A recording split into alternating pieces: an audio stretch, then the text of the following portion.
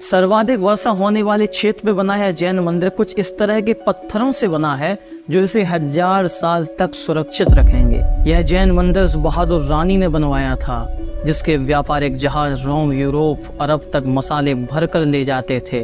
वो सोने, चांदी, रत्नों से भरकर वापस आते थे। पर लोग कहते हैं कि ये जैन मंदिर कभी पूरा नहीं हो पाया, और अगर पूरा हो जाता तो अद्वितीय होता। क्यों ऐसा हुआ, क्या कारण रहे, कौन थी वो रानी, आइए जानते हैं इस विशेष एपिसोड में। कर्नाटक का कोस्टल एरिया, आज से 400 साल पहले का दृश्य। होन्नावर और भाटकल जैसे बड़े बड़े बंदरगाहों पर बड़े बड़े विशालकाय जहाजों में व्यापारी किसानों से खरीदे हुए मसाले भरे जा रहे हैं जो समुद्र के रास्ते अरब और यूरोप भेजे जा रहे हैं। उस समय पूरे पश्चिम जगत में मसालों की बड़ी मांग थी, जिसके कारण चेन्ना भैरा देवी के जहाज मसालों के बदले सोना, चांदी, जवाहरात भरकर यूरोप, अरब से वापस आते और उत्तरी कर्नाटक की समुद्री सीमा से लगे अपने छोटे से राज्य को सुविधा संपन्न करते, जिसके कारण यह छोटा सा राज्य उस समय के सबसे अमीर राज्यों में गिना जाने लगा। 16वीं शताब्दी में दक्षिणी गोवा, उत्तरी कर्नाटक के कोस्टल एरिया में चेन्ना भैरा देवी का शासन चला करता था। उन्हें आज भी उनके उत्तम राज्य संचालन के लिए याद किया जाता है। वो जैन धर्म की कट्टर अनुयायी थी। अनुश्रुति है कि चेन्ना भैरा देवी ने 16वीं शताब्दी में मैंगलोर से लेकर गोवा तक पूरे तटीय क्षेत्रों में 1008 जैन मंदिरों का निर्माण कराया था, और अकेली राजधानी गेरुसप्पा में, जो उस समय उनके साम्राज्य सलवा डायनेस्टी की राजधानी थी, 108 जैन मंदिर बनाए जाने का श्रेय भी उन्हीं को जाता है।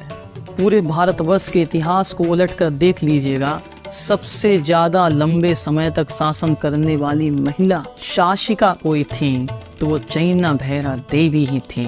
उन्होंने कोई 10 साल, 20 साल, 30 साल नहीं, बल्कि 54 साल तक अपने राज्य का संचालन किया, जो किसी भी महिला के द्वारा चलाया जाने वाला सबसे लंबा शासनकाल था। उनके राज्य में गेरुसप्पा धन धन से भरा हुआ था। उनके व्यापारिक जहाज रोम, यूरोप, अरब के बंदरगाहों में लंगर डाला करते थे और गेरुसप्पा को समृद्ध बना रहे थे। आज गेरुसप्पा घने जंगलों के बीच सिमट के रह गया है। वेस्टर्न घाट के सौंदर्य को सहेजे ये जगह बरसात में किसी स्वर्ग से कम नहीं लगती। आज भी गेरुसप्पा के आसपास के घने जंगलों में कई बावड़ियां जंगली झाड़ियों से ढकी मिलती हैं। दरअसल मित्रों, जैन मंदिरों के साथ साथ बावड़ियां या कुएं बनाने का विधान प्राचीन काल से ही हमें मिलता है। आप आज भी प्राचीन जैन मंदिरों में या फिर कर्नाटक या कहीं के भी जैन मंदिरों में आप कुएं, बावड़ियां आसानी से उसके पास में देख सकते हैं,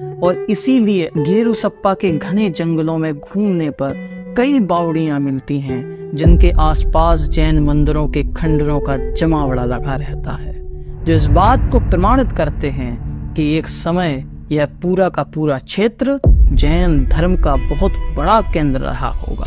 आज विश्व भर के लोग चतुर्मुख बसदी को देखने के लिए गेरुसप्पा आते हैं, क्योंकि ये है ही इतनी खास। गेरुसप्पा में बनी इस अद्भुत बसदी के निर्माण का श्रेय भी चेन्ना भैरा देवी को भी जाता है। सर्वाधिक वर्षा होने वाले क्षेत्र में बनाया है जैन मंदिर मजबूत ग्रे मार्बल से बना हुआ है, जो इसे हजारों साल तक सुरक्षित रखेंगे, क्योंकि अगर साधारण पत्थरों से इसका निर्माण हुआ होता तो गेरुसप्पा में होने वाली बरसात से इसका क्षरण हो गया होता। मित्रों, आप जब इस चतुर्मुख बसदी अर्थात 4 मुख वाले जनालय, 4 द्वार वाले जनालय को देखेंगे, तब आपको समझ आएगा कि यूं ही नहीं दक्षिण भारत को जैन धर्म का गढ़ कहा जाता है। इसका आर्किटेक्चर, इसकी वास्तुकला, इसे बनाने का तरीका इसे अपने आप में खास बनाता है, और तभी विश्व भर के लोग इस बसदी को देखने के लिए गेरुसप्पा चले आते हैं। लेकिन कुछ लोगों का मानना है कि यह मंदिर कभी पूर्ण नहीं हो सका। क्यों? यह जानने के लिए हमें फिर से लौटना पड़ेगा चेन्ना भैरा देवी के साम्राज्य में। तो चेन्ना भैरा देवी जैन धर्म की कट्टर अनुयायी थी। अन्य जैन शासकों की तरह उन्होंने भी सर्वधर्म के लोगों को संरक्षण प्रदान किया। न सिर्फ जैन वास्तुकला के मंदिरों का निर्माण कराया, बल्कि शैव, शाक्त, वैष्णव मंदिरों को भी सम्मान दिया और उन मंदिरों के निर्माण में भी भरपूर योगदान दिया। यही बात जैन राजाओं को, जैन रानियों को अलग बनाती है। जैन धर्म के राजाओं रानियों ने हमेशा उदारता दिखलाई है। जब गोवा में पुर्तगालियों के ईसाई मिशनरियों के अत्याचारों से वहां की आम जनता त्रस्त हो गई, तब भी चेन्ना भैरा देवी ने उदार हृदय से अपने राज्य के दरवाजे उनके लिए खोले और उन्हें संरक्षण प्रदान किया। मित्रों, सब कुछ सही चल रहा था, व्यापार में चार चांद लगे थे, प्रजा अपनी रानी से बहुत खुश थी, रानी राज्य का संचालन बहुत अच्छे तरीके से कर रही थी। लेकिन वो कहते हैं ना कि जो व्यक्ति जितनी ऊंचाई पे चढ़ता है उसे उतनी जल्दी ही दूसरों की नजर लग जाया करती है। और ऐसा ही कुछ चेन्ना भैरा देवी के साथ हुआ। महामंडलेश्वरी महारानी चेन्ना भैरा देवी के राज्य की तरक्की कुछ लोगों से देखी ना गई। विजयनगर साम्राज्य के विघटन के बाद कई छोटे छोटे राज्यों का जन्म हुआ, जिसमें बेलगी और केलेडी जैसे राज्य भी शामिल थे, जो सलवा डायनेस्टी या चेन्ना भैरा देवी के राज्य के पड़ोसी राज्य थे। जलन के कारण बेलगी के राजा ने सलवा डायनेस्टी पर आक्रमण कर दिया, लेकिन चेन्ना भैरा देवी की सेना ने बेलगी को रौंद दिया और विजय प्राप्त की। इसके बाद पुर्तगालियों की आग भी सलवा डायनेस्टी की चमक पे पड़ी। टैक्स न देने के बहाने पुर्तगालियों ने झूठे झूठे आरोप इस छोटे से साम्राज्य पे लगाए, लेकिन चेन्ना भैरा देवी पीछे नहीं हटी। उस समय के सबसे बड़े विदेशी कॉलोनी के खिलाफ मोर्चा खोल दिया।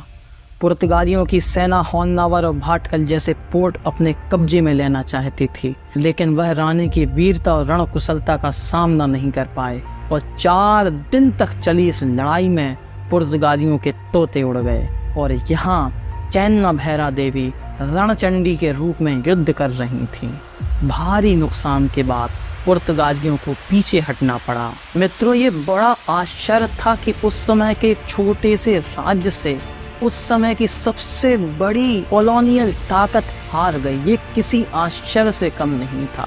और जब विद्वानों से इस बारे में पूछते हैं तो वह इसके कारण बताते हैं कि चेन्ना भैरा देवी बड़ी बुद्धिमान महिला थी। लोग विश्वास नहीं करते, लेकिन ये सच बात है कि चेन्ना भैरा देवी के पास उस समय पुर्तगालियों से भी आधुनिक हथियार थे। उन्होंने पहले ही अपनी सेना को अरबी घोड़े खरीद के दे दिए थे। ये घोड़े बड़े ही चुस्त और रफ्तार वाले थे। बड़े बड़े किलों का निर्माण करा करके अपने साम्राज्य को दृढ़ बनाए रखा था। इसी कारण चेन्ना भैरा देवी को इन युद्धों में बढ़त मिली थी। चेन्ना भैरा देवी ने पुर्तगालियों को धूल चटा करके अपना लोहा मनवा लिया। पुर्तगालियों ने उन्हें दी पेपर क्वीन की उपाधि दी थी, लेकिन यह महारानी घर के गद्दारों से ही छली गई। बेलगी और केलेडी के राज गेरू सप्पा से लगे हुए थे। गेरू सप्पा की उन्नति उनसे देखी नहीं जा रही थी, इसलिए दोनों राज्यों ने पुर्तगालियों का साथ दिया। चेन्ना भैरा देवी के राज्य पे आक्रमण कर दिया।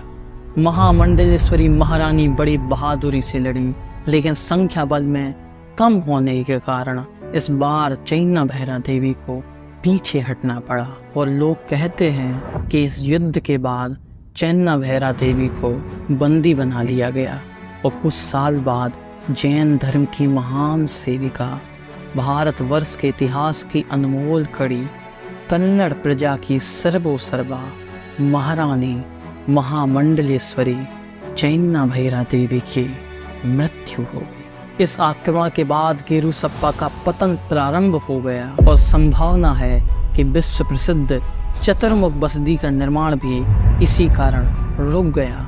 आज भी आप इस बसदी के बाहर खड़े हुए पिलर देख सकते हैं और अंदाजा लगा सकते हैं कि इन पिलरों पर उस समय के बृहदाकार मंदिर का बृहदाकार निर्माण होना था। आज हम इन रानी की इसलिए चर्चा कर रहे हैं क्योंकि उनकी साहस वीरता इस देश के लिए आदर्श है।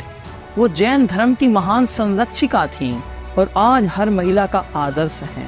उनका सोच, काम करने का तरीका, उनकी दृढ़ शक्ति से आज हम बहुत कुछ सीख सकते हैं। 54 साल तक एक राज्य का शासन चलाना कोई हवा नहीं है, कोई साधारण बात नहीं है, लेकिन महान जैन साम्राज्य की महान जैन शासिका महामंडलेश्वरी महारानी चैन्ना भैरा देवी ने 54 साल तक इस देश में शासन किया। चैन्ना भैरा देवी को यह देश आदर्श मानता आया है और आदर्श मानता रहेगा।